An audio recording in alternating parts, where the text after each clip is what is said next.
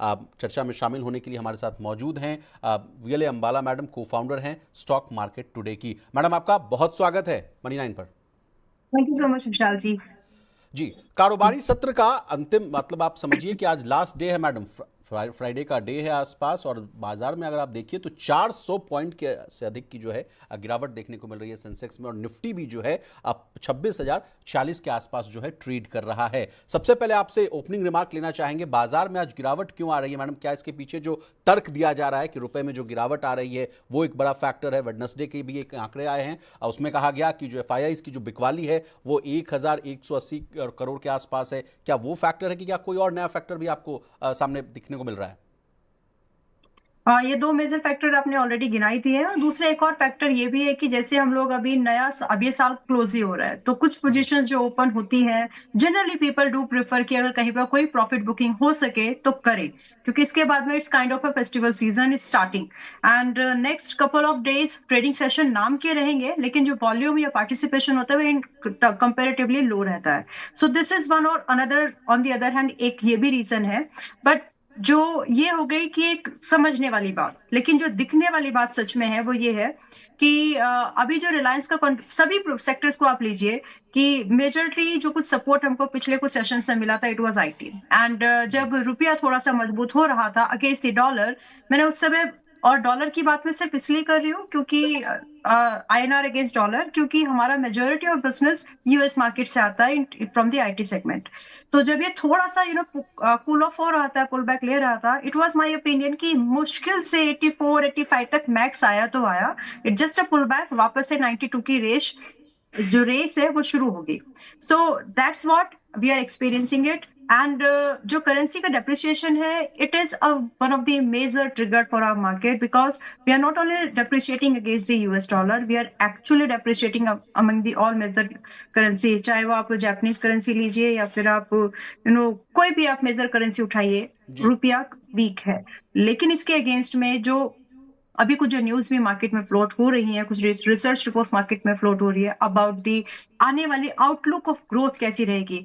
So at this high point सबको ये लग रहा है कि जो सबको पता है, मतलब लगने जैसे इसमें कुछ है नहीं, एवरीवन जी। इज अवेयर, ये प्राइस्ड इन न्यूज है कि जो ग्रोथ है अगले क्वार्टर में शायद उतनी बेहतरीन नहीं होने वाली है। तो वो मतलब एक आप कहना नोट चाह है। रही हैं कि बाकी 8.2 तो के आसपास की जो जीडीपी ग्रोथ के जो आंकड़े आए थे उससे थोड़ा हम कमतर आते हुए दिखेंगे? आंकड़े हैं ये। जी। जी। कम यस। आते हुए दिखेंगे। तो हाँ, कम आते हुए लगेंगे। और उसके पीछे वैसे क्या भी जो फैक्टर अगर होगा हम मैडम? क्या कम जो तिमाही नतीजे जो आने वाले होंगे वो भविष्य में वो कमजोर होंगे, या क्या क्या फैक्टर्स होगा? देखिए, आज की डेट पे हमारे जो सबसे ज्यादा दो दो पार्ट्स में डिवाइड कर लीजिए। हम मैन्युफैक्चरिंग हब बनने की कोशिश में तो हैं, बहुत जी। सारे एफर्ट्स लिए हैं, लेकिन अभी वो धरातल पे जो रियलिटी में ऑन ग्राउंड वो चीज अभी हुई नहीं है। एंड हमारी जो इम्पोर्ट कॉस्ट है वो डिक्रीज होगी, सॉरी, हमारी जो इम्पोर्ट कॉस्ट है वो इंक्रीज हो रही है। तो जिसका इम्पैक्ट सीधा सा, मैं सिर्फ एक यूजर पॉइंट ऑफ व्यू से लेमैन की भाषा में बोलूं, हमारी मैन्युफैक्चरिंग कॉस्ट इंक्रीज हो रही है। और उसका सीधा एक कारण यह है कि जो प्राइस इन जो इन्फ्लेशन अदर ग्लोबल मार्केट में है, साथ में जी। हमारा करेंसी डेप्रिसिएशन, जो हमारी परचेजिंग पावर है वो डिक्रीज होने से हमारी खुद की जो मैन्युफैक्चरिंग कॉस्ट है वो इंक्रीज हुई है, जिसकी वजह से जो फ्यूचर में हम लोग जो कॉम्पिटिटिवनेस रिड्यूस होगी, हमारे प्रोडक्ट ग्लोबल मार्केट में महंगे साबित होंगे। और इसका एक और इम्पैक्ट ये भी रहेगा कि जो जो टैरिफ लगे हुए हैं उसका तो असर था ही, बट ये जी। जो एडिशनल कॉस्ट बढ़ रही है उसकी वजह से जो रिजल्ट है, कंपनीज के नंबर देखेंगे हम लोग कि उतने इंप्रेसिव नहीं रहेंगे। आईटी सेक्टर, यस श्योरली है कि आईटी सेक्टर को इस डिक्लाइन का फायदा मिल सकता है। जी, आपने ठीक कहा मैडम कि डॉलर के मुकाबले जो रुपया है आज 23 पैसे जो है टूटकर 89.94 के लेवल के पार भी चला गया है। और जिस तरह से इसी महीने का डेटा था, 91 के लेवल के भी हम लोग पार जाते हुए दिखे थे। फिर उसके बाद जो आरबीआई का इंटरवेंशन हुआ और बिलियंस ऑफ डॉलर्स जो है वो बेचे गए, उसके बाद जो है रुपए में सपोर्ट आती हुई दिखे, और 91 से जो लेवल है वो 89 के आसपास आता हुआ दिखा है। एक और फैक्टर मैम, उसके बाद फिर हम लोग जो है व्यूवर्स के सवालों पर चलेंगे। एक फैक्टर आ रहा है कच्चा तेल। कहा जा रहा है मैडम कि कच्चे तेल की कीमतों में उछाल देखने को मिल रहा है। अमेरिका की ओर से जो वेनेजुएला से जो तेल की शिपमेंट पर दबाव एक एक फैक्टर ये है, और दूसरा है कि नाइजीरिया में जो सैन्य कार्रवाई है उसके बाद जो है ब्रेंट क्रूड और WTI दोनों में करीब 0.4% की तेजी आई है। और आपको तो पता ही है मैडम कि 85 से 90% जो है हम लोग अपने आवश्यकता की जो क्रूड ऑयल की जो तेल है जो वो हम लोग इंपोर्ट करते हैं, तो हम पे तो भार पड़ता ही है, लेकिन ओवरऑल पिक्चर पर यस। क्रूड ऑयल कितना बड़ा फैक्टर है ये आपसे हम समझना चाहेंगे। देखिए, हमारी आज की डेट में भी हमारा जो मेजॉरिटी ऑफ पैसा जाता है डॉलर के, सिंपल भाषा में जो डॉलर में हमारी सबसे बड़ी परचेजिंग आज भी होती है वो है क्रूड की। तो जी क्रूड का महंगा होना हमारे लिए एक महंगा सौदा पड़ता है। यस, अभी थोड़े दिन पहले कुछ कंपनीज के साथ भी कुछ न्यूज आया था जिसमें हमारे कुछ ओमान के साथ में हमारी ट्रेड डील फाइनल हुई, जिसमें कि हमको सस्ता क्रूड होने की कुछ FTA हुआ है उनके साथ में। तो वो एक रास्ता आने वाले साल में खुलेगा। लेकिन अभी के लिए जो क्रूड के प्राइस जो दिख रहा है, जो हो रहा है, उसका इम्पैक्ट प्राइस मार्केट में प्राइस जो है दिख रहा है हमें, किसकी वजह से जो प्रेशर है ये बड़ा रहेगा। एंड जैसे कि हमने बताया कि सबसे मेजर पैसा हमारा हमारी एनर्जी को बाय करने में जाता है, यानी क्रूड में जाता है। तो इसका महंगा होना डेफिनेटली एक एडिशनल कॉस्ट, एक एडिशनल प्रेशर हमारे मार्केट के ऊपर डालता है, और वही हम लोग यहाँ पर एक्सपीरियंस कर रहे हैं। Well, as far as crude कहाँ तक जा सकता है, तो जनवरी क्रूड अभी चल रहा है अभी 5284 के आसपास में। और ये इन माय ओपिनियन अगले 2 से 4 दिन के अंदर, ट्रेडिंग सेशंस के अंदर, ये 5400 के ऊपर निकलेगा, और एक एक्सटेंडेड टारगेट अगर मैं देखूं तो 5540 तक भी ये जा सकता है। तो इट जी इज वेरी लाइकली ये प्रेशर हम लोग आगे भी कंटिन्यू एक्सपीरियंस करेंगे, और जो दबे हुए भाव थे, जो पिछले कुछ सेशंस में जो प्राइस गिरा, उसका फायदा मार्केट ने ऑलरेडी ले लिया है। अब यहाँ से जो नए चैलेंजेस क्रिएट हो रहे हैं यूएस और वेनेजुएला के बीच में उसका जी असर और टेंस दिखेगा। जी। अब चलिए मैडम निफ्टी की बात कर लेते हैं। निफ्टी जो 26,050 के आसपास जो कारोबार कर रहा है, लेकिन अब गेनर्स और लूजर्स की जो लिस्ट है उससे भी आप जो हमारे व्यूवर्स हैं उनको बाखबर कर देते हैं। तो डेटा मेरे पास आ गया है मैडम, और सबसे पहले हम लोग लूजर्स की लिस्ट की बात करते हैं। चलिए, निफ्टी गेनर्स की लिस्ट आ गई है हमारे सामने। टाइटन 2% मजबूती के साथ कारोबार करता हुआ दिख रहा है। एनटीपीसी में 0.83% की तेजी है। सिप्ला 0.62% की, और अल्ट्राटेक सीमेंट में भी आधे फीसदी की तेजी है। इंडाल को भी आधा फीसदी जो है वो मजबूत होकर जो कामकाज करता हुआ दिख रहा है। अब लूजर्स की जो लिस्ट है उसको भी हम लोग देख लेते हैं। श्रीराम फाइनेंस 1.39% की गिरावट है। सन फार्मा 1.35% डाउन है। HCL tech 1.19%। बजाज फाइनेंस 1% कमजोर है, और टाटा टेक महिंद्रा माफ कीजिएगा 1.07%, ये भी कमजोर होता हुआ नजर रहा है। अब इसका अगला सेगमेंट जो है वो भी हम लोग डिकोड कर लेते हैं। अगला सेगमेंट है mid cap gainers. KRK real engineering जो है 14% जो है उसमें तेजी देखने को मिल रही है। MMTC जो है 12% मजबूत है। रिको ऑटो 10% मजबूत। गुजरात मिनरल डेवलपमेंट जो है 9.82% मजबूत है। RSCL गियर टेक जो है ये भी 9% की तेजी दिखा रहा है। इसमें अच्छी खासी, इन तमाम जो शेयर्स की जो लिस्ट है इसमें अच्छी खासी तेजी आपको दिख रही होगी। लेकिन कहाँ पिटाई हो रही है? श्री प्री कोटेड इसमें 5% की डाउनसाइड है। पोषक लिमिटेड में 3% का डाउनसाइड है। VIP 3.5% कमजोर है। ब्लिस GVS फार्मा 3.5% डाउन है। स्टैनली लाइफस्टाइल्स जो है ये भी 3.36% की गिरावट है। तो ये रही कुछ स्टॉक्स की लिस्ट जहां पर जो है अच्छी खासी आपको तेजी भी देखने को मिल रही है और गिरावट भी। अब आ जाइए स्मॉल कैप गेनर्स की लिस्ट में। KRK रियल इंजीनियरिंग फिर से इस लिस्ट में शामिल है 13.70 यानी 14%, ये भी मजबूत है। MMTC 12%, रिको ऑटो 10%, गुजरात मिनरल डेवलपमेंट जो है 9.96%, और जॉन कॉकरियल जो है 8.29% जो है मजबूत होकर कामकाज करता हुआ दिख रहा है।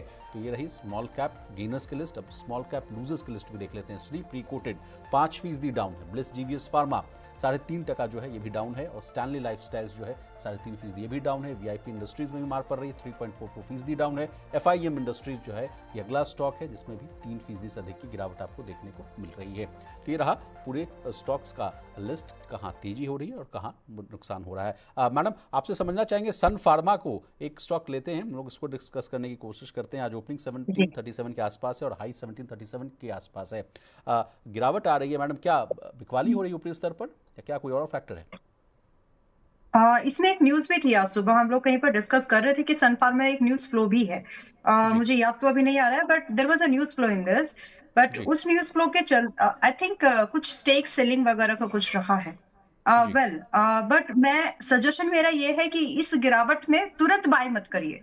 सन फार्मा का समय आएगा जब इसमें दोबारा एंट्री ले सकते हैं, and in my opinion that price is 1630, और अभी ये 1713 के आसपास पे चल रहा है। तो थोड़ा सा और वेट करिए, 2-4 दिन के अंदर में आपको 1630 के आसपास, 1600 की रेंज में ट्रेड करते हुए दिखेगा। There we can consider for the fresh buying, but before that I would like to say wait and watch करो थोड़ा सा, और प्राइस को अपने भाव पर आने दीजिए।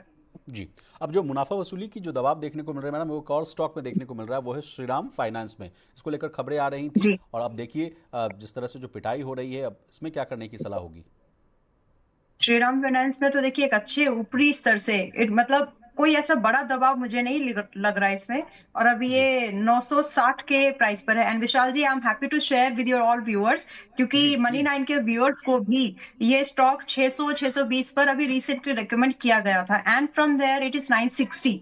तो बहुत बढ़िया प्रॉफिट है, लगभग 50% का गेन है। एंड दिस प्रॉफिट बुकिंग जो आप अभी नहीं देख रहे हो आप इतना, लेकिन आने में जो प्रॉफिट बुकिंग आप एक्सपीरियंस करोगे, इसमें मैक्सिमम जो मुझे रेंज दिखती है, 1000 रुपए का जो भाव है वो स्ट्रॉन्ग रेजिस्टेंस के तौर पर, 1000 से 1015 का ये जो भाव है, ये स्ट्रॉन्ग रेजिस्टेंस के तौर पर अभी काम करने वाला है। So those who are in, I would say now this is the time you should protect your profit. आप ट्रेलिंग जरूर कर लीजिए कम से कम 880 के प्राइस पर। और जो फ्रेश बाइंग का वेट कर रहे हैं उनके लिए मेरा सजेशन यही होगा कि अभी आप वेट करिए कम से कम इसको 760 रुपए तक आने के लिए। तो फ्रेश बाइंग जी। करने से थोड़ा रुको, प्रॉफिट में हो, ट्रेल करिए। आई होप कि सबको उनका आंसर मिल गया है।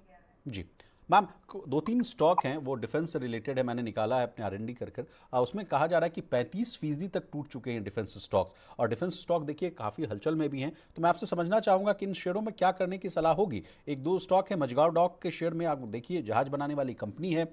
29 मई 2025 को ये 3778 के आसपास था, अपने 52 वीक हाई के आसपास। तब से लेकर अब जो है इस शेयर में जो है तगड़ी गिरावट देखने को मिल रही है, और 33% तक आज जो है वो फिलहाल अगर आज के डेटा को देखेंगे तो 33% तक की जो है गिरावट आ चुकी है फ्रॉम 29 मई 2025। हालांकि फिलिप कैपिटल एक ब्रोकरेज हाउस की रिपोर्ट भी आ रही है, 3200 का टारगेट दे रहा है। लेकिन हम आपसे समझना चाहेंगे मझगांव डॉक में क्या करने की सलाह होगी? मडगांव डॉक में अभी आप ग्रेजुअल मोड पर एक्यूमुलेशन शुरू कर सकते हैं। जी। इनफैक्ट आपके प्लेटफॉर्म के थ्रू भी इस स्टॉक को 2350 के आसपास के प्राइस पर एक्यूमुलेशन मैंने शुरू शेयर किए थे, जिसमें से जी। 2620 का टारगेट दिया था। And I think, let me check, yes, 2620 का टारगेट आज ही हिट हुआ है। 2620 ये रेंज दी थी which got hit today, but that was a short term trade, swing trade था। जी। आगे का आउटलुक क्या है? आउटलुक की अगर मैं बात करूं तो जो रिपोर्ट आई है, आई अग्री विद इट। ये रिपोर्ट के मुताबिक ही नहीं, अगर हम इसको एक साल, अभी आपने जो स्टॉक फाइंड किए हैं ऐसे स्टॉक है जिसमें पिछले साल दर में 30-35% की गिरावट है। तो आज जब हम स्टॉक्स के आउटलुक को डिस्कस कर रहे हैं कि अगले एक साल का नजरिया क्या है, so exactly with ma'am. That point of view, yes. तो अभी जैसे हम दिसंबर क्लोज कर रहे हैं, तो अगले 26 दिसंबर 2026 का नजरिया क्या बनता है इस स्टॉक को लेके?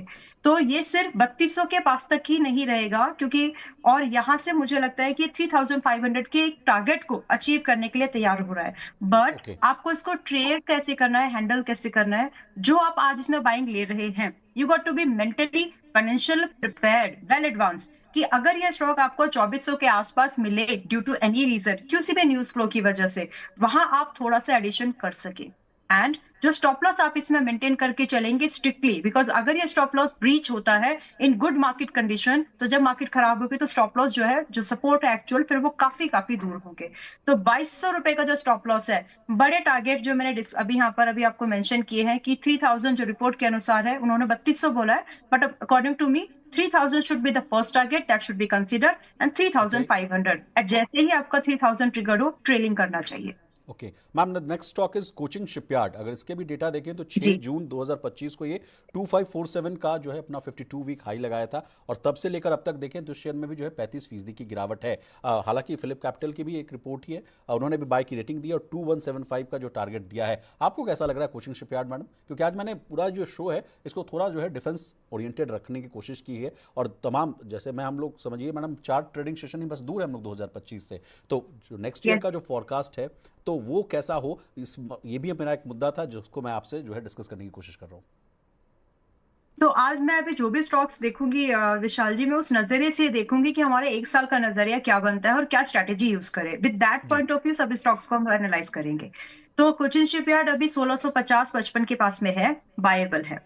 Only one condition should be follow here कि अगर आप इसमें एवरेज कर सके अगले, अगर ये 1450 पर आए, विच इज लाइकली कि आ सकता है, तो 1450 के आसपास जब ये आए तो आप उसमें थोड़ा बहुत इंड्यूस कर सके, इन्फ्यूज कर सके न्यू मनी, तो उस हिसाब से आप इसमें बाइंग ले सकते हैं। बिकॉज आपको जो यहाँ पर साल भर का जो मिनिमम टारगेट है, एक पहला टारगेट 2100 का है, तो कंपेरेटिवली आप बेटर रिस्क रिवॉर्ड आपको मिलेगा।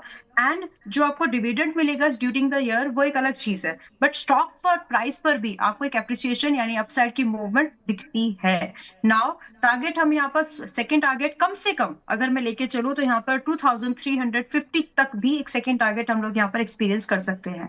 तो स्ट्रैटेजी जो बताई है उसके हिसाब से चलेंगे तो आप अपने एक एवरेज प्राइस बेटर बना लेंगे, जिसकी वजह से आपका जो रिस्क है कम होगा और आपकी जो रिवॉर्ड की प्रोबेबिलिटी एंड परसेंटेज इंक्रीज होगी। सो यहाँ पर आपका स्टॉप लॉस आप मेंटेन कर लीजिए 1300, 1300 का स्ट्रिक्ट स्टॉप लॉस, और उसी के बेस पर आप आगे के टारगेट को चेस कर सकते हैं। जी मैम, एक लास्ट सवाल है, गार्डन रिच शिप बिल्डर्स को लेकर भी है, जीआरएससी का शेयर है, उसको लेकर भी मैं आपसे सवाल पूछ रहा हूँ। 23 जून 2025 के जी अगर मैं डेटा देख रहा हूँ तो 35 रुपए का जो है इसने 52 वीक हाई लगाया था, और तब से इस शेयर हाँ। में अभी भी अगर आप देखें तो 31% की गिरावट है। तो इन तमाम शेयरों में जैसा कि मैंने कहा कि अपने 52 वीक हाई से ये 30 से 35% गिरे हुए हैं, तो क्या इनमें अभी कोई खरीदारी का मौका है, ये हम मैडम से समझने की कोशिश करते हैं। तो मैडम, गार्डन रिच में क्या करने की सलाह होगी? बाइंग की सलाह है, और इसका एक सिंपल थंब रूल, मैं इस स्टॉक पे क्या फॉलो होता है वो बता रही हूँ। हर स्टॉक का एक अलग नेचर है। आप इस स्टॉक को 200 दिन के मूविंग एवरेज पर उठा करके लगा करके देखिए, आपको समझ में आएगा कि बहुत ज्यादा दिनों तक ये स्टॉक अपने 200 दिन के मूविंग एवरेज से नीचे नहीं रह पाता। नाउ जब हम बात कर रहे हैं, luckily we are talking here when ये स्टॉक 200 दिन के मूविंग एवरेजेस के बहुत नजदीक है। इट्स लाइक 2400 के आसपास इसका मूविंग एवरेज आ रहा है, और ये 2488 के आसपास में है। But what happened after that, जब भी ऐसा हुआ तो लगभग 100% से लेकर के 250% तक के रिटर्न स्टॉक ने दिए हैं।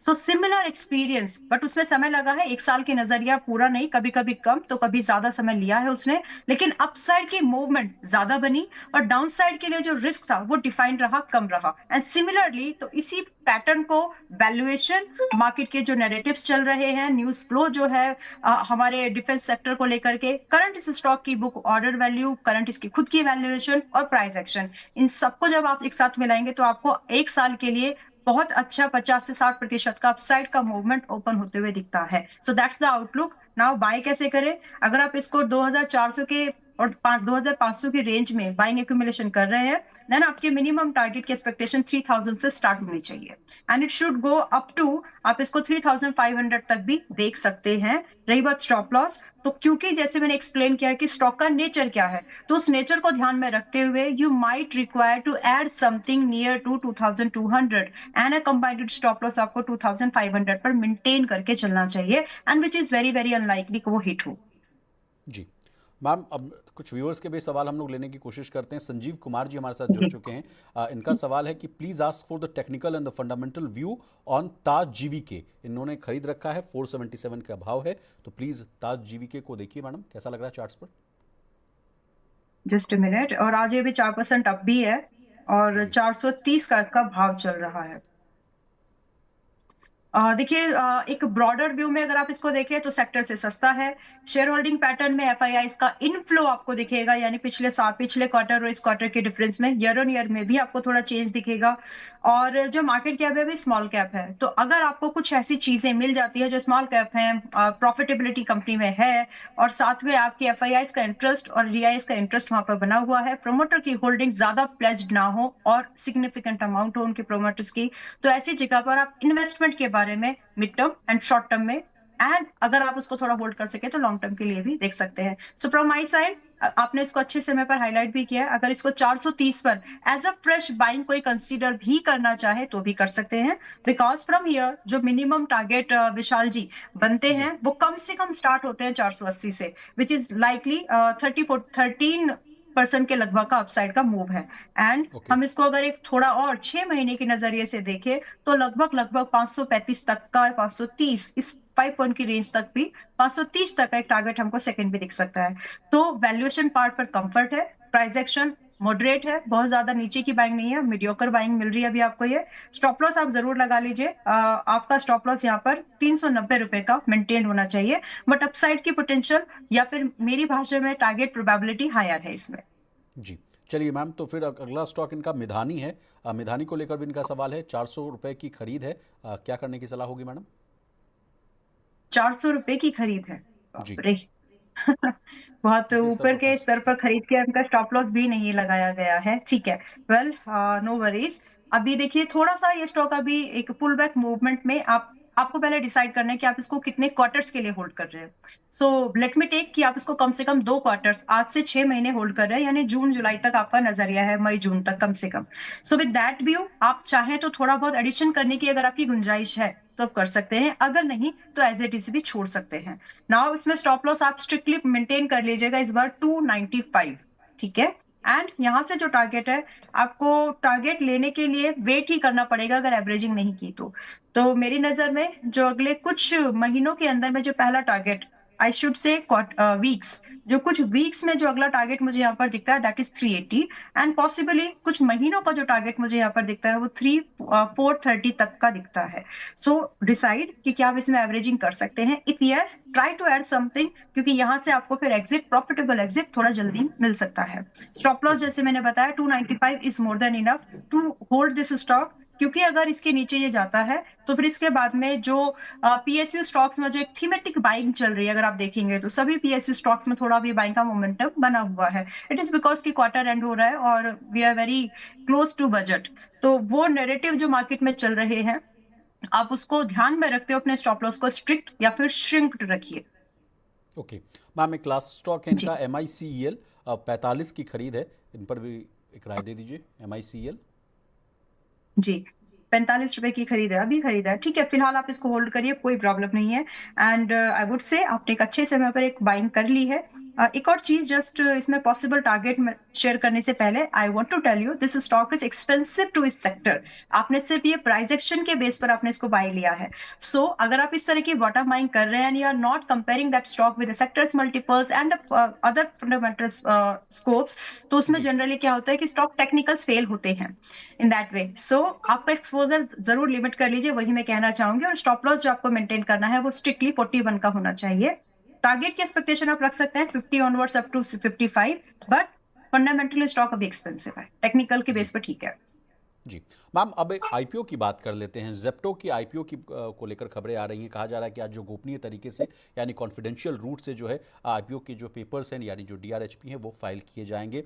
अगले साल लिस्टिंग की तैयारी की जा रही है। आईपीओ से कहा जा रहा है कि 4,500 करोड़ रुपए जुटाने का प्लान भी है। आपसे समझना चाहेंगे कि जेप्टो के आईपीओ पर आपकी क्या राय है, कैसे देख रही हैं? और इसी के साथ अगला सवाल ये भी होगा मैडम कि क्विक कॉमर्स में जितने भी जो है गिग वर्कर्स जो हैं काम कर रहे हैं, उन्होंने हड़ताल की भी घोषणा की है 25 तारीख, यानी जैसा कि कल क्रिसमस के दिन भी उन्होंने कहा। और अब उन्होंने चेतावनी दी है कि 31 तारीख को, यानी न्यू ईयर ईव के पहले जो है वो हड़ताल पर रहेंगे। तो क्या इम्पैक्ट पड़ सकता है? दोनों सवालों का जवाब दीजिएगा। देखिए Zepto is a new age business, लेकिन रोटी कपड़ा और मकान इससे जुड़ा हुआ बिजनेस है। लेकिन भारत की बदलती हुई आदतों का एक ये परिणाम है कि हमारा, आदतें बोलिए या फिर जरूरतें बोलिए, जो भी नाम देना है, but this is something a new business came out now. To be specific, इस आईपीओ में हम लोग इन्वेस्टमेंट करें या नहीं करें, कुछ चीजें हैं इसके फेवर में जाएंगी, बट कुछ चीजें हैं जो इसके फेवर में नहीं जाएंगी। और ज्यादातर टेक बेस्ड बिजनेसेस में आज के समय में ऐसा जरूर चल रहा है कि उनको इग्नोर किया जा रहा है एंड प्राइस पर वो चीजें इग्नोर होते हुए दिखती हैं। मल्टीपल एग्जांपल्स भी है फॉर दैट। सो जो इसके फेवर में है, फेवर में इसका यह है कि मार्केट बदल रही है। हालांकि जितना ज्यादा यूजर बेस डिक्लाइन दिखा है, वैसे अगर एक रिसेंट रिपोर्ट में पढ़ रही थी कि जो फूड ऑर्डरिंग वाली जो कंपनीज है जी, उनके डेटा में थोड़ा सा डिक्लाइन है। तो इस तरह की कंपनीज जो कि ना सिर्फ फूड पर बल्कि अपने लिए डिलीवरीज कंपनी जो होता है ना, 10 मिनट, मतलब 10 मिनट वाले जो जी। कॉन्सेप्ट पर काम कर रही है, जनरली लोगों की रिक्वायरमेंट तो है बट ये नीड नहीं है, राइट।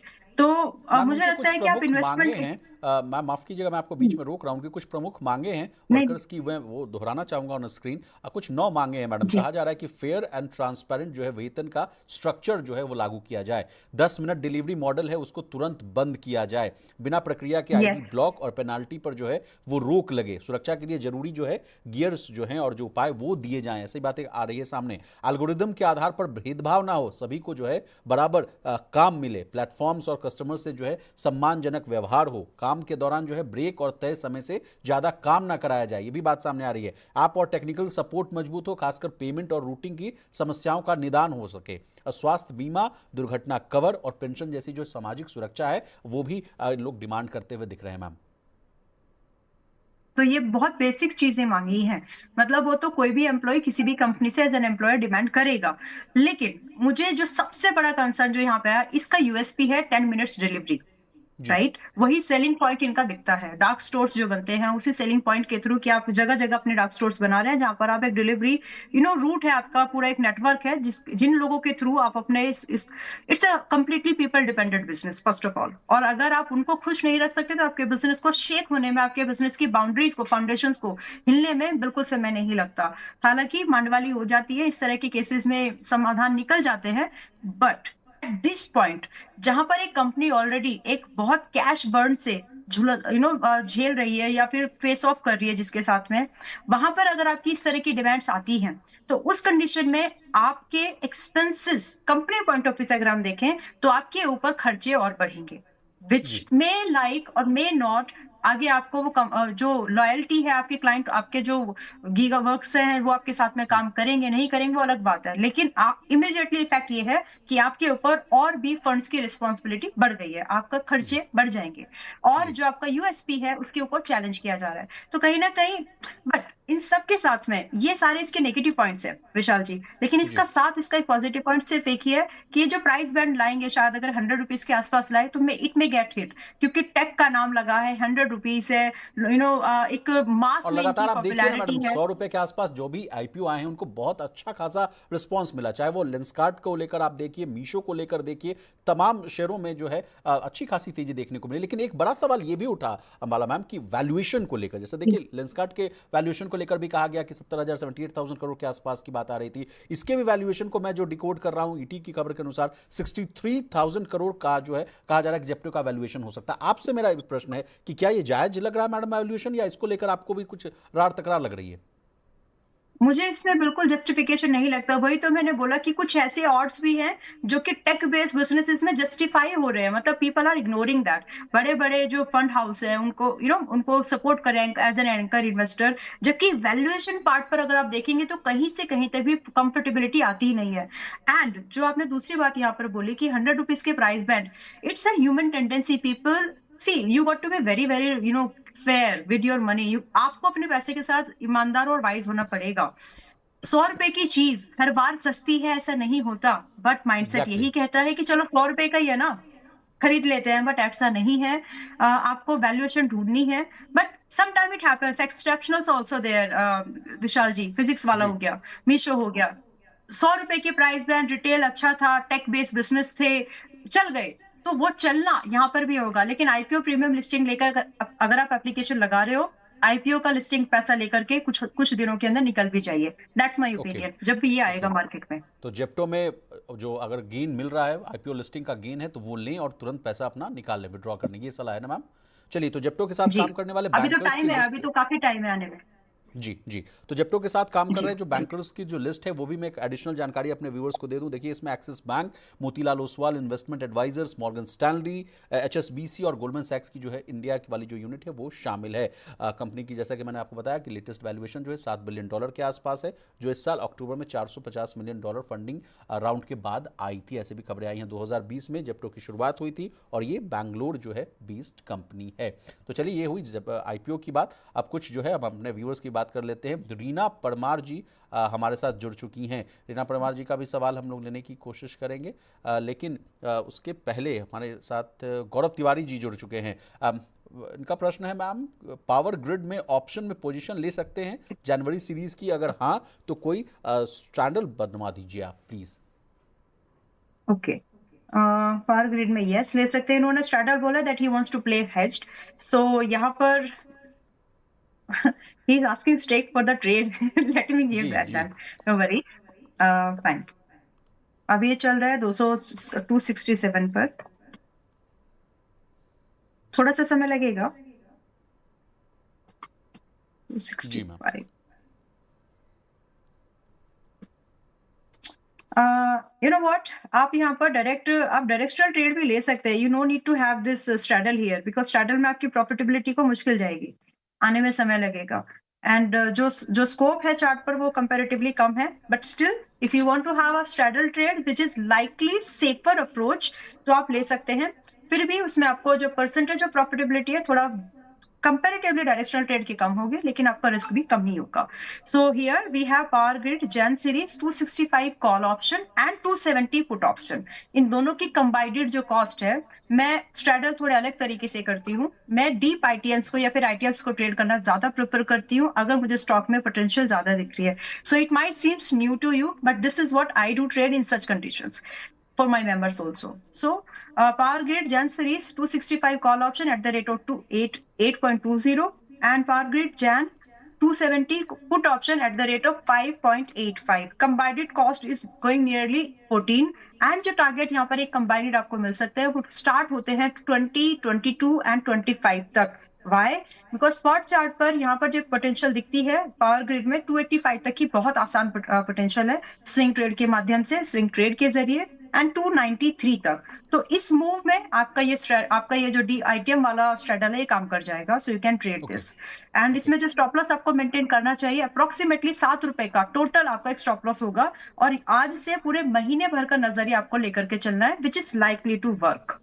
ओके मैम, अब आईटी स्टॉक इन्फोसिस की बात कर लेते हैं। तमाम जो है बुरी खबरों के बीच एक अच्छी खबर यह आ रही है कि इन्फोसिस 2026 में 21,000 जो है फ्रेशर्स को भर्ती करेगी और 21 लाख तक का जो है वो पैकेज देने की भी बात आ रही है। प्रोग्रामर इंजीनियर के लिए जो है 4 स्लैब्स में जो है सैलरी को बांटा गया है। मेरे पास डेटा है। डिजिटल स्पेशलिस्ट इंजीनियर यानी जो ट्रेनी वाला पार्ट है उनको 7 लाख का पैकेज ऑफर किया जाएगा। स्पेशलिस्ट प्रोग्रामर L1 इसमें 11 लाख सालाना की सैलरी मिलेगी। स्पेशलिस्ट प्रोग्रामर L2 लेवल पर जो है 16 लाख का पैकेज, और स्पेशलिस्ट प्रोग्रामर L3 जो है उनको 21 लाख सालाना की पैकेज मिलेगी। तो अंबाला मैम, तमाम हम लोग जो आईटी स्टॉक्स को डिकोड करते थे तो कहते थे कि देखिए 12,000 लाखों लोगों की जो है नौकरी से निकालने की बात कही जा रही थी, छटनी होने की बात कही जा रही थी, लेकिन नए साल जो है उम्मीदों भरा आने वाला है मैडम। थोड़ा सा लगता है, और इट्स नॉट बिकॉज कि नए नए ज्वाइनिंग्स हो रही है, सिर्फ एक ही रीजन ये भी नहीं है। जी हमने स्टार्टिंग में ही कुछ बातचीत की है, डॉलर कंपैरिजन, हमारी इंडस्ट्री में भी पोजीशनिंग क्या है, वो सब चीजों के ऊपर भी आर अ लिटिल हाईलाइट्स तो डिस्कस हो ही चुके हैं। Now valuation gives comfort. कभी भी जब आप कोई नया पैसा डाल रहे हो तो कंपनी हायरिंग सिर्फ तब करती है जब उसके पास कुछ प्लान्स हो, राइट? जी घर से बिठा के कोई किसी को पैसा नहीं देता। So they might have some some proposals in hand, they might have some order books in hand जिसको उनको फुलफिल करना है उनकी प्लानिंग्स के हिसाब से। अब इन्फोसिस अभी चल रहा है 1656 पर, एंड अभी रिसेंटली एज अ डिस्क्लोजर जब ये बायबैक वाला न्यूज आया था तो उसको in my portfolio I have encashed that, तो that's a disclosure, but today as on date it's not in my portfolio. So इसके बारे में अब मैं बात कर सकती हूँ। हालांकि जी जब आईटी वाले स्टॉक्स की बात चल रही थी तो टीसीएस वगैरह, विप्रो, इन सबके ऊपर हमने बात किया and it went well to be specific Infosys. तो ये एक पॉजिटिव न्यूज है जिसमें कंपनी का आउटलुक क्लियर होता है कि इनके पास में एक ऑर्डर बुक स्ट्रॉन्ग या फिर कुछ अच्छा दिख रहा है। अब उसको आपको कैसे हैंडल करना है? 1656 पर बाय कर लेना है? नो, आपको बाय करने के लिए जगह ढूंढनी है। एक फ्रेश बाइंग के लिए जगह मेरी नजर में 1550 से 70 के बीच में है, तो आपको ये यहाँ मिल जाएगा। थोड़े दिन वेट करिए, जब भी आपको इस भाव के आसपास में मिले वहां पर डरिएगा मत, क्योंकि आईटी स्टॉक्स वापस से अच्छा रन अप करेंगे। It's a cool off period, it's a pull back move जो अभी आप एक्सपीरियंस करेंगे आने वाले कुछ 10-12 दिन और, तो उसमें आपको एंट्रीज बनानी है अगर आप कंफर्टेबल हैं तो। एंड यहाँ से जो इन्फोसिस में टारगेट है, आपको याद है बायबैक का प्राइस 1800 रुपए था, तो एग्जैक्टली मिनिमम मैम। कंपनी खुद अपने प्राइस की उतनी वैल्यूएशन डिसाइड कर रही है, तो कम से कम वो टारगेट तो हम एक्सपेक्ट कर ही सकते हैं। हाउएवर इट्स लेस, हमें यहाँ पर 1870 तक के टारगेट को चेस करना चाहिए। एंट्री जी मैंने सजेस्ट की है, स्टॉप लॉस 1450 का मेंटेन करेंगे। Okay okay ma'am, IT sector की बात हो रही तो आईटी सर्विसेज सेक्टर में एक और बड़ी हलचल की तैयारी है। खबरें आ रही हैं कि कोफोर्ज डिजिटल इंजीनियरिंग कंपनी इनकोरा में हिस्सेदारी खरीदने को लेकर जो है एडवांस लेवल की जो है वो बातचीत कर रहा है। इस डील की जो वैल्यू है वो करीब $2 अरब, यानी अगर इसको आप भारतीय रुपए में कन्वर्ट करें तो 16,000 करोड़ रुपए के आसपास की बताई जा रही है। तो अगर सौदा पूरा होता है तो ये कोफोर्ज की अब तक की सबसे बड़ी मैडम इनऑर्गेनिक डील होगी और कंपनी के बिजनेस प्रोफाइल को कहा जा रहा है कि पूरी तरह से बदलती हुई दिखेगी ये डील। कैसा लग रहा है मैडम कोफोर्ज, और इस खबर को आप कैसे देख रही हैं? कोफोर्ज के लिए देखिए न्यूज बहुत बड़ी है, बट करंट प्राइस पर इट्स नॉट कंफर्टेबल बिकॉज ये अच्छा खासा रनअप कर चुका है, and this is the time where a patient and smart wise investor should wait to get a good entry. तो न्यूज फ्लो जब आ रहे हैं उस समय आपको प्राइस के साथ उसको जरूर मैच करके देखना है कि क्या अब खरीदूं, because fundamentals always tells you कि व्हाट टू बाय। तो कोफोर्ज आप अपने रडार पर रखिए खरीदने के लिए, but when technicals will help you to understand that. अभी ये दुगना महंगा है अपने सेक्टर से, विच गिव्स एन इनसाइट कि ठीक है थोड़ा सा रुकने में ही भलाई है, एक बेटर प्राइस मिलेगा। सो कोफोर्ज अभी 1674 के आसपास में है, मिलेगा ये आपको लगभग 1550 के आसपास। वहां पर खरीदने की कोशिश करिए, फिर डरिए मत, क्योंकि जो चीज 1670 पर अच्छी है वो जी 1550 के आसपास और भी अच्छी है। तो जी फंडामेंटल्स के हिसाब से अपने स्टॉक को फाइंड करके रखिए और अच्छे प्राइस पर खरीदिए। स्टॉप लॉस जरूर बताना चाहूंगी, 1350 should be the stop loss, and minimum target यहाँ पर 2100, 2100 should be the very first target. इसके बाद ट्रेल करके भी रख सकते हैं। जी जी। तो आप वैल्यूएशन बाइंग की जो है वो आप तस्दीक करते हुए कह रही हैं कि अगर हाई लेवल्स पर ना फंसिए, कुछ अगर जो है डाउनफॉल आए तो वहाँ जाकर आप निचले स्तर पर अच्छी खासी आप खरीदारी कर सकते हैं। अब मैडम, अब जैसे जी डिफेंस सेक्टर को लेकर हम लोगों ने डिस्कस कर लिया आज के शो में, अब एक रेलवे स्टॉक्स को लेकर भी रेलवे सेक्टर को अगर आप ओवरऑल देखिएगा तो मैम लगातार जो है आज 5वें दिन भी जो है वो तेजी देखने को मिल रही है। आज आरवीएनएल, रेल टेल, अगर आप आईआरएफसी देखिए, इरकॉन इंटरनेशनल, तमाम शेयरों में जो अच्छी खासी तेजी देखने को मिल रही है। कहा जा रहा है कि एक तो बड़ा फैक्टर है कि आज से जो है जो जो किराए वाली जो बढ़ोतरी वाली जो खबर आ रही है मैडम, कि एसी और नॉन एसी ट्रेनों में जो है 2 पैसे प्रति किलोमीटर की जो वृद्धि की गई है, आज से 215 किलोमीटर से अधिक की अगर आप दूरी की यात्रा जो अगर आप तय करते हैं तो उनके जो प्राइसेस में है उनमें बदलाव किया गया है, तो आज से लगता है लागू भी हो गया। तो एक तो फैक्टर ये है मैडम। दूसरा फैक्टर ये है कि मैं तमाम जो है पिछले अगर 1-2 साल से मैं अगर देख रहा हूँ, बजट को कवर कर रहा हूँ मैम, तो जब भी बजट की सुगबुगाहट होती है उसके पहले तमाम जो भी हैं रेलवे स्टॉक्स हो, डिफेंस स्टॉक्स हो, या जितने भी जो पीएसयू स्टॉक्स हैं उनमें तेजी आ जाती है। क्या मेरी ये बात सही है या इसमें कोई गलत है? तो आप मुझे करेक्ट कीजिए प्लीज। ये बात सही है, और जैसे जैसे क्वार्टर कंप्लीट होता है तब भी डिविडेंड ओरिएंटेड बात भी होती है, कहीं ना कहीं जी उस समय भी बाइंग होती है जहां पर, और साल के अंत वाला जो समय होता है जब बजट भी आना हो तो वहां पर मोमेंटम थोड़ा सा और स्ट्रांग बनता है। ये पहले भी देखा गया और हर बार ऐसा रिपीट होता है मोस्ट ऑफ द केसेस में। बट मैं अभी सबसे पहले एक बात और ये भी बोलना चाहती हूँ कि आपके चैनल के थ्रू भी हमने बहुत सारे पीएसयू स्टॉक्स अभी पिछले कई हफ्तों से कवर करना शुरू किया, and they work very well. चाहे उसमें आप ओके इरकॉन को लीजिए, आरबीएनएल को लीजिए, या फिर आईआरसीटीसी को लीजिए। अपनी पसंद के स्टॉक, मैंने बोला था कि 7-8 स्टॉक्स है, अपनी पसंद के स्टॉक में पैसा लगा सकते हैं और सभी स्टॉक्स ने अच्छा परफॉर्म भी किया है। Some stocks working trading like 10-12% today also, आज के जी इंट्राडे की बात करें तो।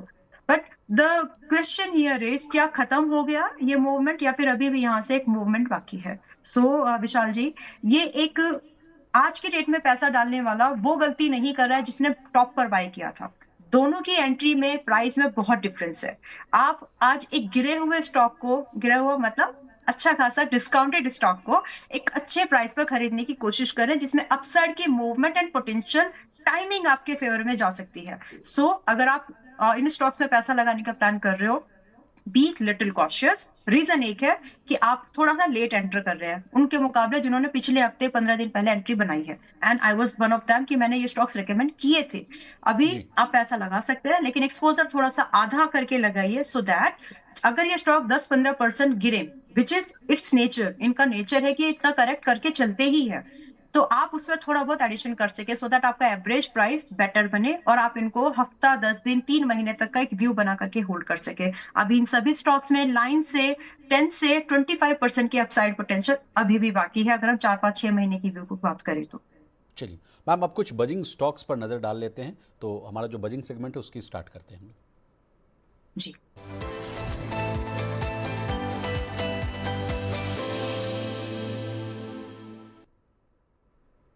जी। तो आज के कुछ जो बजिंग स्टॉक्स हैं उनको उनकी लिस्ट को हम लोग देख लेते हैं, आज कौन कौन से शेयर में हलचल देखने को मिल रही है। तो पहला स्टॉक है जो मैं कोशिश करूंगा कि ऑन स्क्रीन लाने की कोशिश की जाए उस लिस्ट को। पहला स्टॉक है ओला इलेक्ट्रिक का। देखिए आज इस शेयर में है जो 5% तक की जो है बढ़ोतरी देखने को मिल रही थी।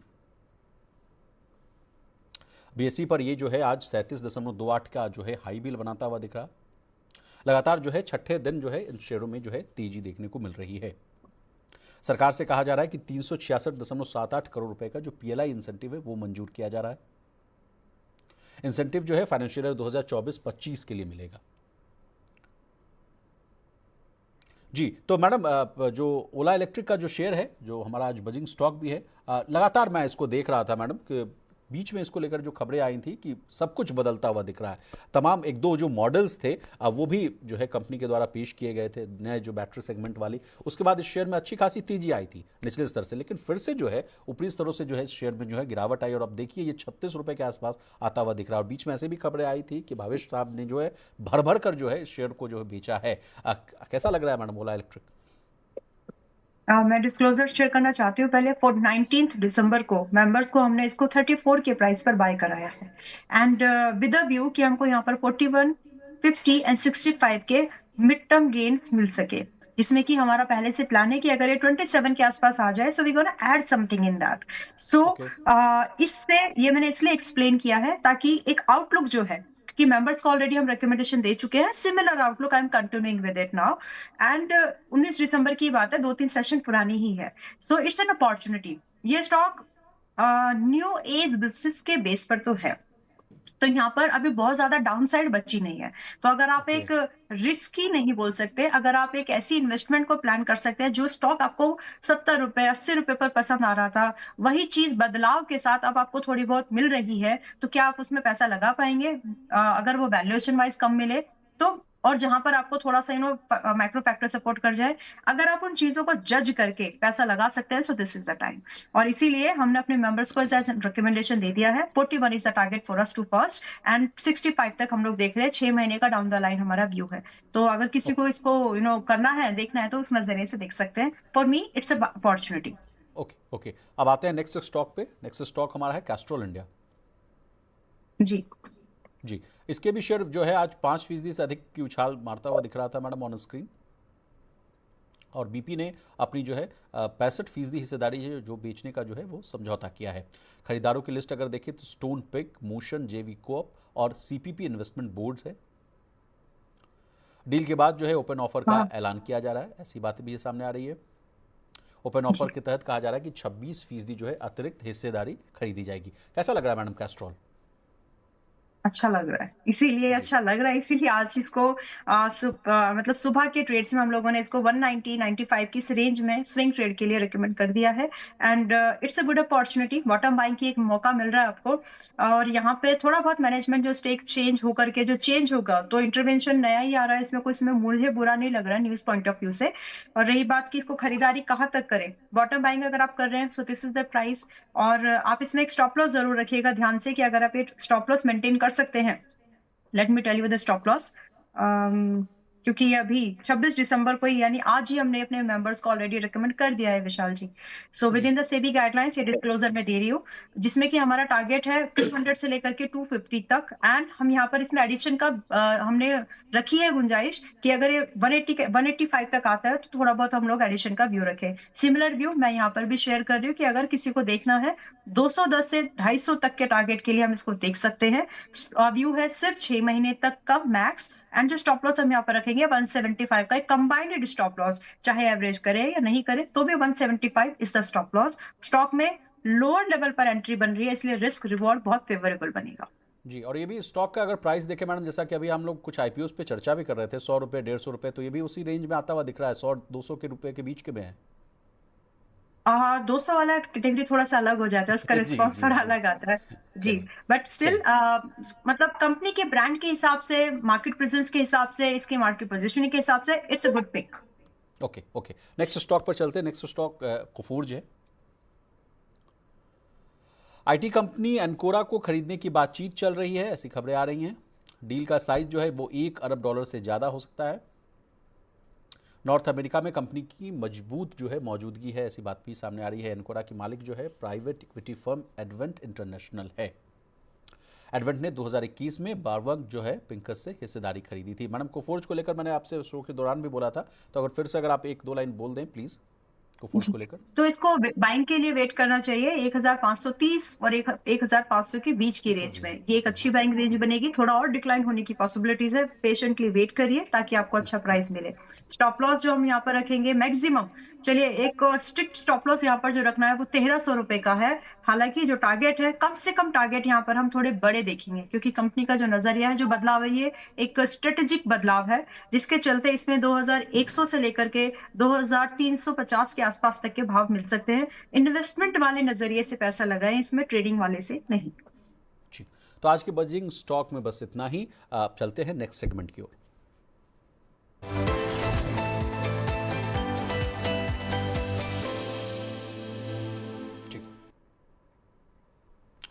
जी मैम, अब कुछ व्यूअर्स के सवाल ले लेते हैं। Good afternoon money 9। I have Hind copper.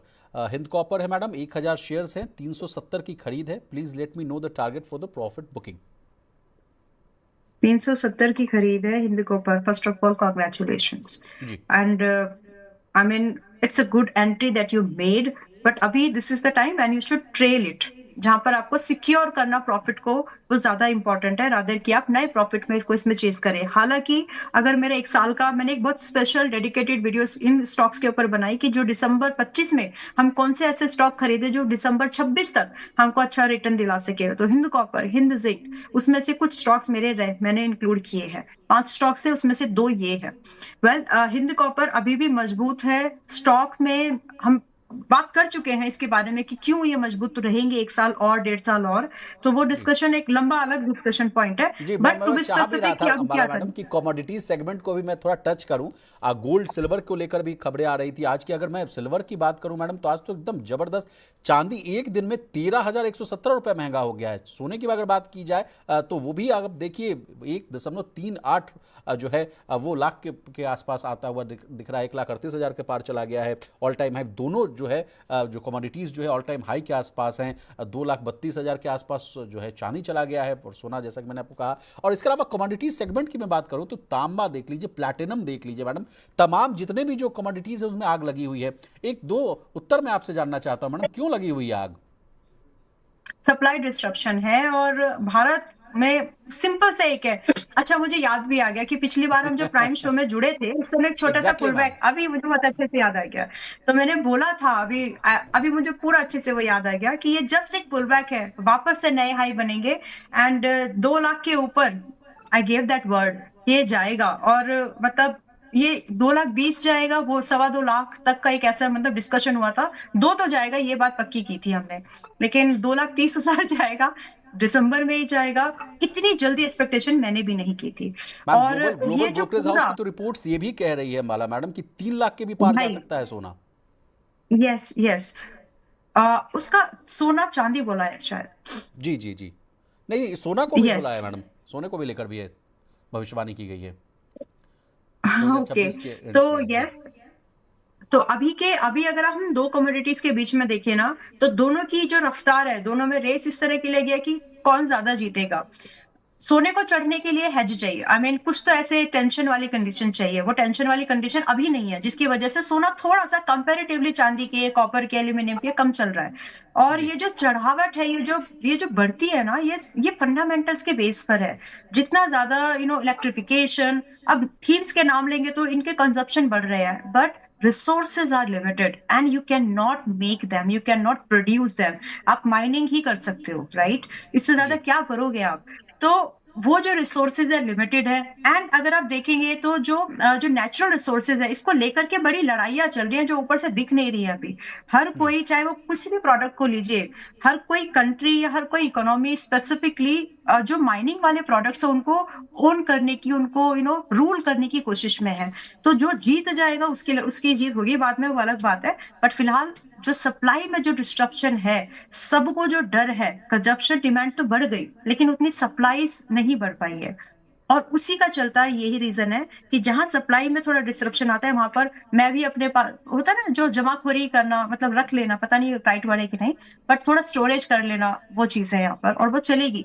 क्योंकि अचानक से आप कहीं से कोई नया रिजर्व ला करके माइनिंग करके प्रोडक्ट बनाना, उनको प्रोड्यूस फाइनल प्रोडक्ट में डाल के मार्केट में सप्लाई करना, it takes lot of years. Immediately supply को मीट करने में प्रॉब्लम है, और इसीलिए जो आपने शुरू में बात भी की थी ना कि महंगाई क्यों फर्क पड़ेगा, क्यों हमारे एक्सपोर्ट महंगे हो सकते हैं, ये सब रीजन है। जितनी ज्यादा कमोडिटी महंगी होगी उतनी ज्यादा हमारे लिए हमारी कॉस्ट महंगी होगी। सो इट्स जी ऑल लाइक एक से एक चेन लिंक है ये पूरा।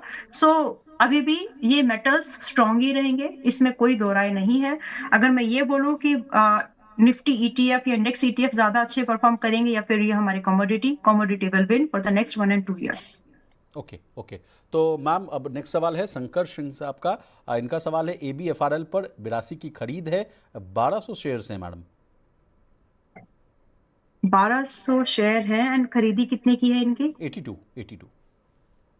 82। Okay. So do you have a view for another 3 quarters?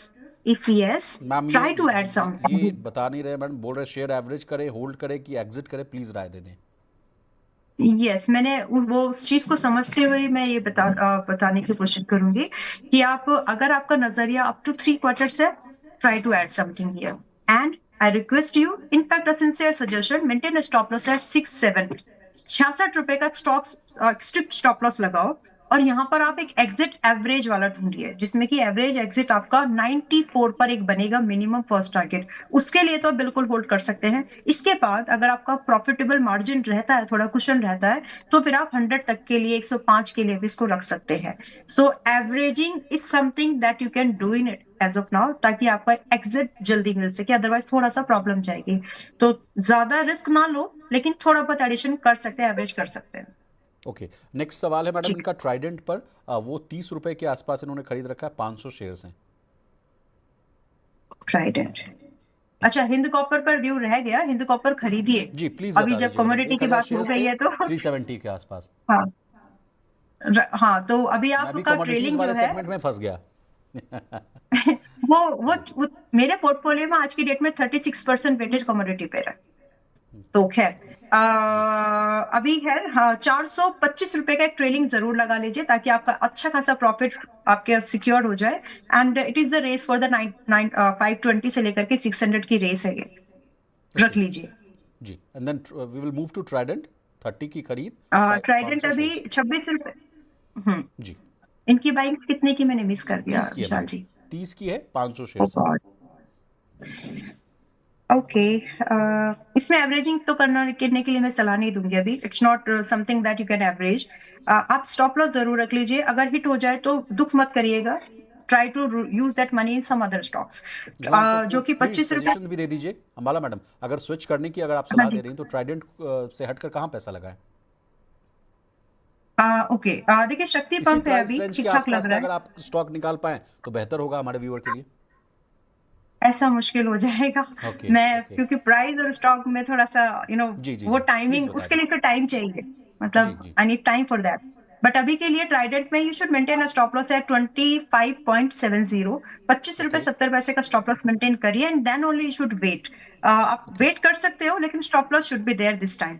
And okay आपका जो एक, अगर आपका स्टॉप लॉस नहीं ट्रिगर होता है, I mean couple of days या जैसे भी, till that time stop loss is intacted, then आप 30 रुपए एंड 32.50 ये टारगेट्स के लिए वेट कर सकते हैं।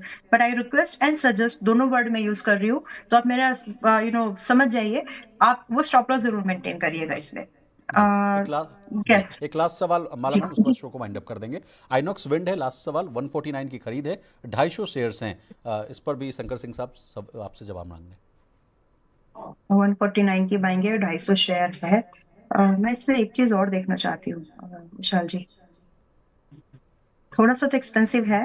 ओके, इसमें एडिशन मत करिए, सिर्फ जैसा है होल्ड करिए और समय दीजिए उसको सिर्फ 3 महीने का। ठीक है, आपको एक टारगेट है, that target you can expect in this is 160 minimum and second target approximately 185। Now आपको यहाँ पर स्टॉप लॉस रखना चाहिए as a sincere person about your money, जो कि आपका स्टॉप लॉस यहाँ पर 114 114 114 रुपए का स्टॉप लॉस है, that should be there. Okay ma'am, अगर अभी मार्केट का अपडेट लिया जाए तो 26,040 के आसपास कारोबार हो रहा है। तो मैं अगर चार्ट्स देख पा रहा हूं तो 26,050 के नीचे काफी समय से कारोबार होता हुआ दिख रहा है। तो अगर किसी व्यक्ति को अगर जी मान लीजिए इसमें फ्यूचर्स एंड ऑप्शंस में ट्रेड करना हो तो क्या निफ्टी को अभी शॉर्ट करने की सलाह होगी या नहीं? यस, आपका अगर नजर, बट मैं बीटीएसटी सजेस्ट नहीं करूंगी, 2 दिन का हॉलीडे है, Saturday Sunday. But okay yes, अगर आप एक इंट्राडे प्ले कर रहे हो तो अभी आपके पास में 1 आवर का टाइम है। आप एक स्टॉप लॉस रख लीजिए 26,100 का, दैट्स इट। और इसके ओके अगेंस्ट में आपका जो टारगेट है अप्रोक्सीमेटली आप 25,990 का पहला टारगेट एंड क्लोज टू, बस एक ही टारगेट, उससे ज्यादा की नीचे ओके। की तो गुंजाइश क्या नहीं आप है आज इंट्राडे में। क्लोजिंग 26,000 के नीचे देख रही हैं या नहीं? यस, ओके ओके, छब्बीस चलिए हजार के अब नीचे आपने बोला? No no no no no, जी, छब्बीस ओके हजार एक सौ के नीचे देख रही हो। और ओके ओके 26,000 के ऊपर, मतलब 26,100 और 26,000 के अंदर ही क्लोज होने वाला है, इसके नीचे भी नहीं जाने वाला है। ओके ओके ओके, चलिए वीलामाला मैम, आपका बहुत शुक्रिया। आपने कीमती समय दिया और तमाम विषयों को बहुत ही आसान भाषा में विस्तार से समझाने की कोशिश की। अगर जाते जाते अगर आपका कोई डिस्क्लेमर हो तो प्लीज दे दीजिए, उसके बाद शो को हम लोग वाइंड अप कर देंगे। जी, विशाल जी, बहुत सारे स्टॉक्स डिस्कस हुए हैं, जैसे कि नाम नहीं ले रहे, लेकिन इरकॉन वगैरह वगैरह, मैं यहीं पर इसका शॉर्ट कर लेती हूँ। वो स्टॉक्स डिस्कस हुए हैं जिसमें कि हमने मनी 9 पर भी और दूसरे प्लेटफॉर्म्स और अपने मेंबर्स के पास भी स्टॉक रिकमेंडेशन दी है from the prime community of R. तो वहां पर वो स्टॉक्स हैं। As far as is my concern, कुछ कोई ऐसा स्टॉक नहीं था जो मेरे पर्सनल पोर्टफोलियो में है, सिवाय इन्फोसिस, जो कि थोड़े दिन पहले मैंने ट्रेड किया और अभी नहीं है। That already I shared in between the show. Rest trading and investment are subject to market risk. जो स्टॉक आप खरीद रहे हैं, सोच समझ के खरीदिए। आपके पैसे से का ख्याल आपसे ज्यादा कोई नहीं रख सकता। Just keep in mind. Thank you so much. Thank you so much madam. तो आज के इस सेगमेंट में बस इतना ही। इसी प्रतिभूति बाजार में निवेश बाजार जोखिमों के अधीन है। निवेश करने से पहले सभी संबंधित दस्तावेजों को ध्यान से पढ़ें।